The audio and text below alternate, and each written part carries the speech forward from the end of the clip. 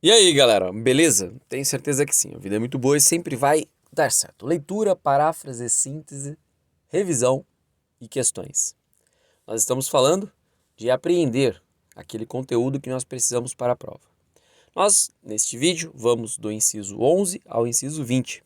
Então eu sugiro que você faça uma revisão dos incisos anteriores do artigo 5º, bem como dos artigos 1º, 2º, 3º e 4º. Inciso 11. A casa é asilo inviolável do indivíduo, ninguém nela podendo penetrar sem consentimento do morador. Logo, esta é a regra. A casa ser asilo inviolável. Depois vem as exceções.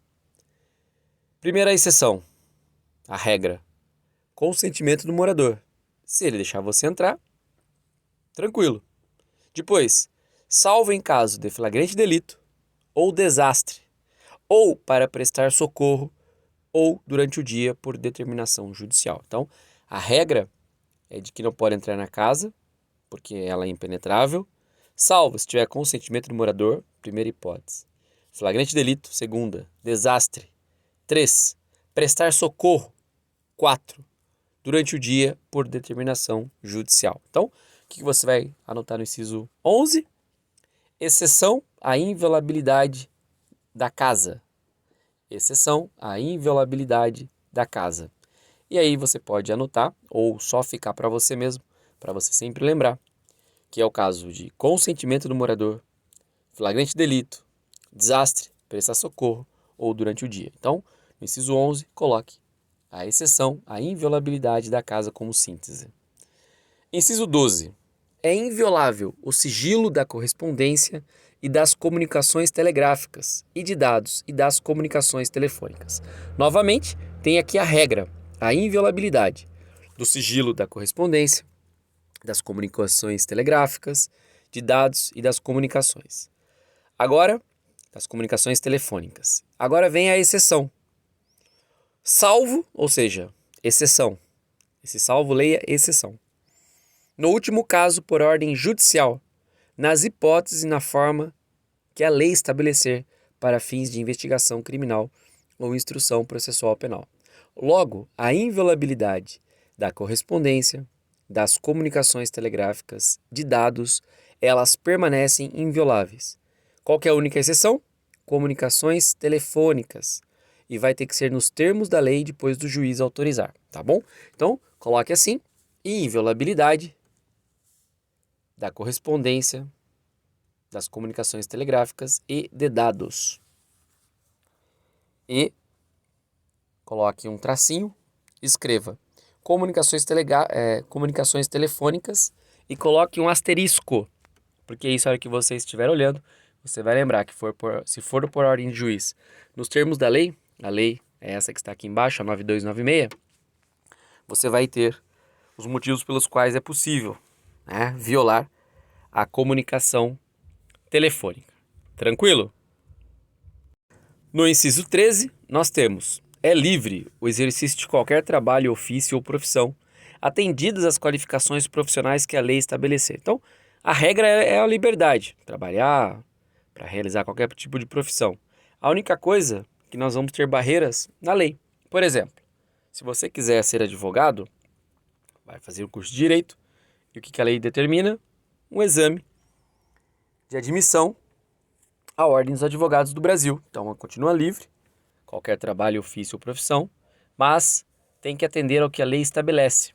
Então, citei um exemplo da formação, da prova, mas tem outras tantas. Então, coloque liberdade de exercício de trabalho, mas tem que obedecer à lei, que a lei estabelecer. Inciso 14.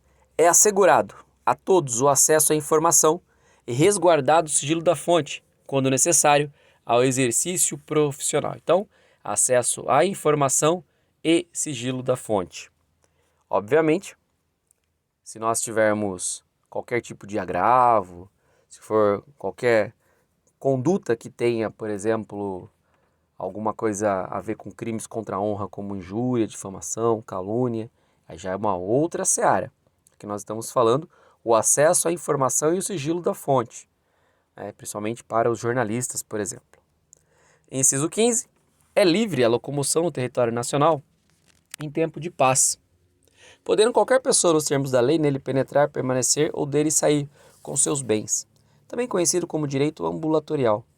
A liberdade de locomoção no território nacional em tempo de paz. Anote isso, porque quase sempre na prova a confusão está aqui, em tempo de paz. Por quê? Em tempos normais. Se nós não estivermos, por exemplo, em paz, guerra declarada, aí nós vamos ter uma outra tratativa. E por isso que fala o direito de ir, ficar ou transitar, tá bom? Então, liberdade, direito ambulatorial, que aí fica bem mais fácil. Liberdade de locomoção em tempo de paz. Inciso 16. Todos podem reunir-se pacificamente sem armas em locais abertos ao público, independente de autorização, desde que não frustrem outra reunião anteriormente convocada para o mesmo local, sendo apenas exigido prévio aviso à autoridade competente. Então, o direito, a liberdade de reunião. Todos podem reunir-se pacificamente. Só que tem que lembrar dos detalhes.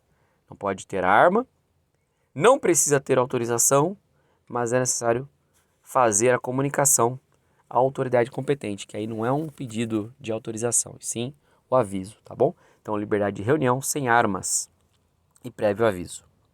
Inciso 17. É plena a liberdade de associação para fins lícitos, vedada a de caráter paramilitar. Então, liberdade de associação. Quando a gente fala em paramilitar, criar grupos armados, por exemplo, que vai rivalizar com a polícia militar, com a polícia civil, com a guarda municipal.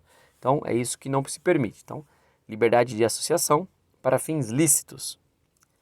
E aí é vedada de caráter paramilitar. Eu nem anotaria isso, só colocaria liberdade de associação para fins lícitos. Inciso 18. A criação de associações e, na forma da lei, a de cooperativas, independe de autorização, sendo vedada a interferência estatal em seu funcionamento. Então, criação de associação nos termos da lei, a lei infraconstitucional. A cooperativa, então, tanto a associação quanto a cooperativa, não precisa de autorização e o Estado não pode intervir. Inciso 19. As associações só poderão ser compulsoriamente dissolvidas ou ter suas atividades suspensas por decisão judicial, exigindo-se no primeiro caso o trânsito em julgado. Então, a associação não pode ser dissolvidas, ou seja, encerradas, ou mesmo suspensas.